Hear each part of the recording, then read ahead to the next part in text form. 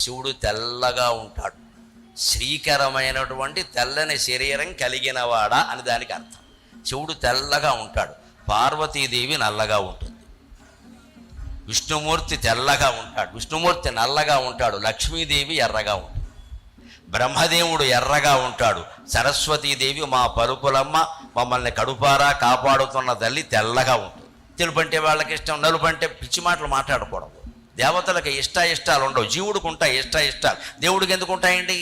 ఇష్టాలకు అతీతంగా ఉండేవాడే దేవుడు. శివుడు తెల్లగా ఎందుకు ఉంటాడు అంటే శివుడు జ్ఞానస్వరూపం, విష్ణుమూర్తి భోగస్వరూపం, బ్రహ్మదేవుడు కర్మస్వరూపం.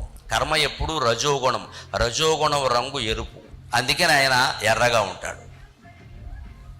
విష్ణుమూర్తి భోగస్వరూపం, అందుకే లక్ష్మీదేవి ఆయన్ని పెళ్లి చేసుకుంది. డబ్బులు ఏందే భోగాలు ఎక్కడ ఉంటాయి? జ్ఞానం తెలుపు, శివుడు తెల్లగా ఉంటాడు.